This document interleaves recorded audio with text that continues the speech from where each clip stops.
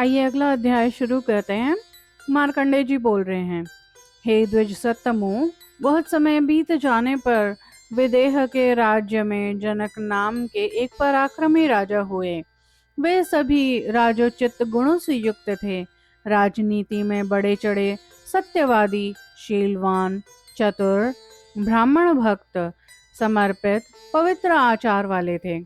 वे सदैव देवता, ब्राह्मण तथा गुरुओं की पूजा में लगे रहते थे एवं सभी लोगों का पिता की भांति पालन करने वाले थे। सदा समय पर आने पर भी उन राजा को पुत्र नहीं हुआ। तब वह उदास हो, चिंता और ध्यान में परायण हो गए। एक बार उस राजा ने नारद के मुंह से सुना कि दशरथ नाम के एक महान राजा थे जो वृद्धावस्था में बिना पुत्र के थे। उस महाबुद्धिमान राजा ने श्रृंगी ऋषि के नेतृत्व में ऋषियों द्वारा अयोध्या नगरी में संपादित यज्ञ से महान सत्व बल वाले पुत्र को प्राप्त किया। उस राजा ने मुनिजनों द्वारा किए गए यज्ञ से राम, भरत, लक्ष्मण एवं शत्रुघ्न नाम के महान सत्ववान, महान वीर, देव पुत्रों के समान तथा शुभ लक्षणों से युक्त पुत्रों को प्राप्त किया। उस समाचार को सुनकर राजा जनक ने अपने अंतःपुर में प्रवेश कर पुत्र जन्म हेतु यज्ञ के लिए अपनी पत्नी के साथ विचार विमर्श किया। राजा अपनी मुख्य रानियों से विचार विमर्श करके 4 पत्नियों के सहित यज्ञ में निमित्त दीक्षित हुए। राजा जनक ने अपने पुरोहित मुनि श्रेष्ठ गौतम तथा उनके पुत्र शतानंद को पुरोहित बनाकर पुत्र हेतु यज्ञ किया। उनके यज्ञ भूमि में 2 सुंदर पुत्र तथा भूमि के अंदर से शुभ लक्षणों वाली एक साध्वी कन्या उत्पन्न हुई। तब स्वयं राजा ने नारद के उपदेश के अनुसार यज्ञ भूमि को हल से यज्ञ भूमि की सीमा तक विदीर्ण कर दिया। उस भूमि में बनी हुई हल्की रेखा से उठी हुई सुंदरी कन्या सभी लक्षणों से युक्त कन्या बनी, जिसे राजा ने प्रसन्नता पूर्वक प्राप्त किया।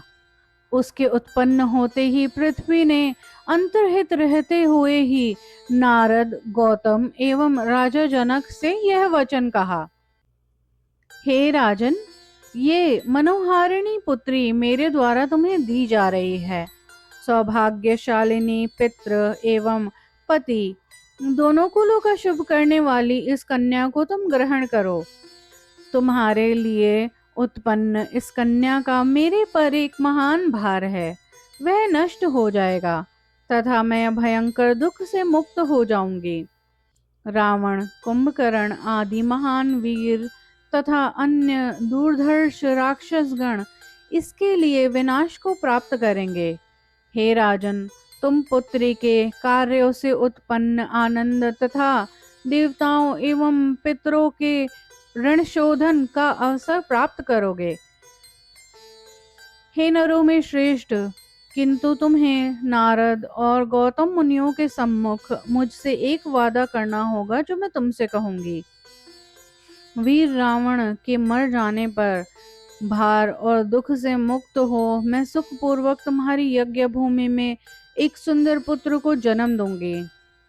जब तक मेरे उस पुत्र का बचपन न बीत जाए तब तक तुम उसको अपने पुत्र की भांति पालन करने वाले होगे।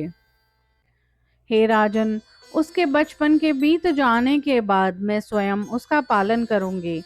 उसमें मनुष्यचित भावनाओं का विकास हो, ऐसा तुम उसके बचपन में करोगे।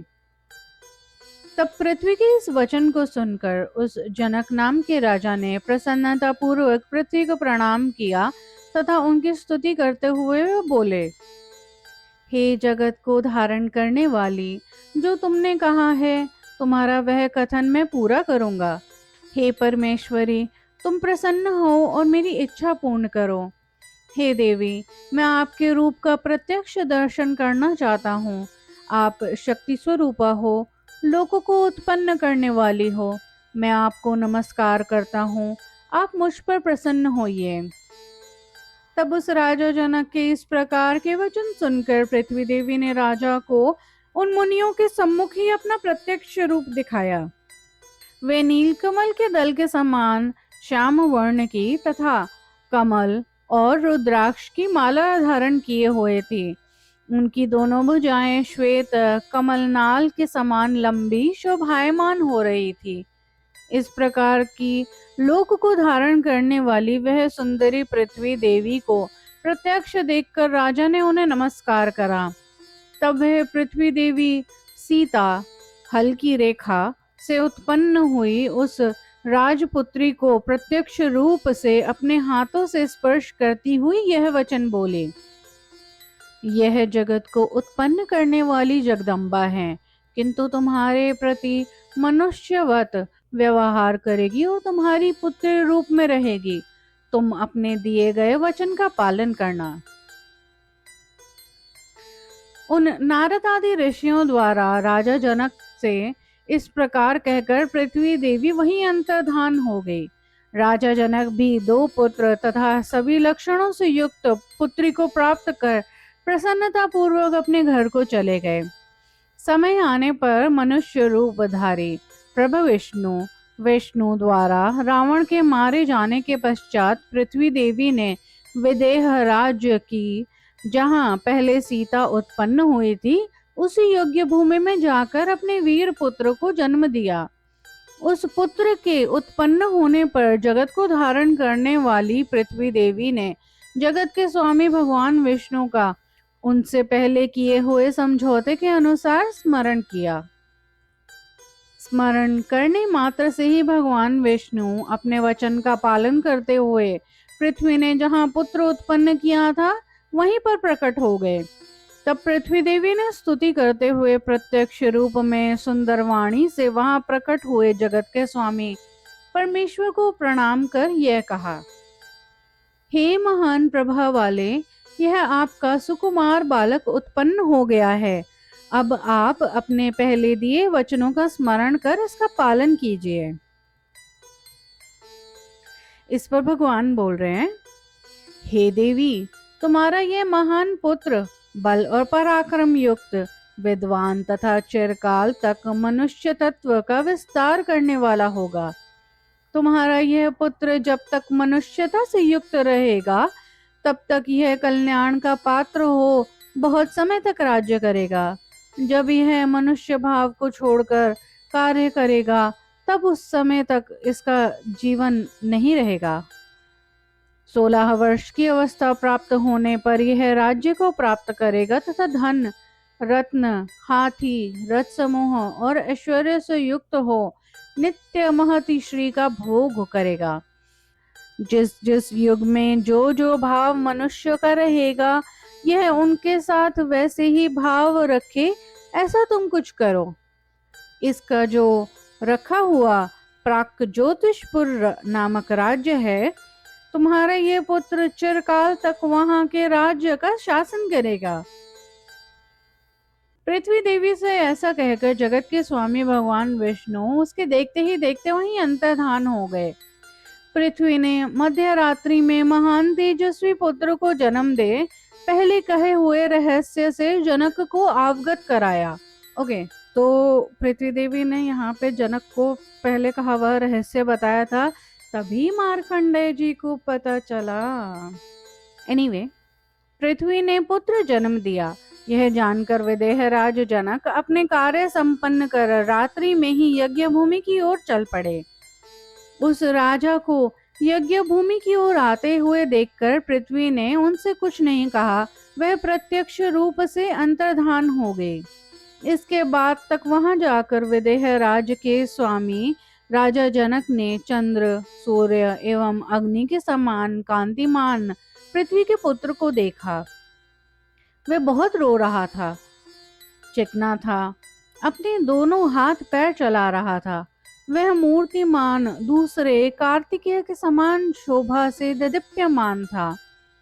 वह महान द्युति वाला रोते हुए ऊपर की ओर चित्त सोए हुए ही यज्ञ भूमि को पार कर कुछ दूर चला गया था। तब वह बालक वहां मरे हुए मनुष्य के सिर को लेकर तथा उसके स्थान पर सिर को रखकर क्षण भर में रोने लगा। उस पृथ्वी पुत्र को खोजते हुए तब विदेह राज जनक भी यज्ञ भूमि को पाकर शीघ्र ही बाहर आकर उसे प्राप्त किए। प्रज्वलित अग्नि के समान देदीप्यमान, चंद्रमा के समान कांति युक्त, तेज में सूर्य के समान बालक को प्राप्त कर शरपत के बीच अग्नि ने पावकी को जिस प्रकार उठा लिया था, उसी प्रकार पृथ्वी के साथ किए गए वचन का स्मरण कर राजा ने स्वयं उस बालक को उठा लिया। उठाने पर उसके सिर के स्थान पर राजा ने मनुष्य का सिर देखा तथा उसने गौतम से इस प्रकार सिर की शीघ्र ही प्रशंसा किया। इसके बाद उस बालक के सहित अंतःपुर में प्रवेश कर अपनी महारानी से उन्होंने कहा कि आज मुझे स्कंद के समान एक पुत्र प्राप्त हुआ है। उन महारानी ने विशाल नेत्र, सिंह के समान मजबूत कंधे, महान भुजाओं, विस्तृत हृदय, नील कमल की पंखुड़ियों के समान शोभा से सुशोभित उस बालक को देखकर प्रसन्न हुए तथा उन्होंने राजा से कहा कि यह मेरे पालन करने योग्य है। तब राजा ने उनसे कहा, हे सुंदरी, यह मेरा पुत्र स्वच्छंद रूप से यज्ञ भूमि से उत्पन्न हुआ है, तुम इसका पालन करो। पत्नी द्वारा पूछे जाने पर भी पृथ्वी ने जो रहस्य बताया था उसे सत्यनिष्ठा वाले एवं श्रेष्ठ राजा ने महारानी से भी नहीं बताया। उस दिन राजाओं में श्रेष्ठ जनक इस हेतु प्रसन्न हुए कि यह धरती मेरे पुत्र और उसके वंश का पालन करने वाली है तथा महारानी यह पुत्र शत्रुओं को जीतने वाला अत्यंत बुद्धिमान होगा। इस प्रसन्नता से देवताओं के पुत्र के समान दिव्य पुत्र पाकर वे प्रसन्न हुए।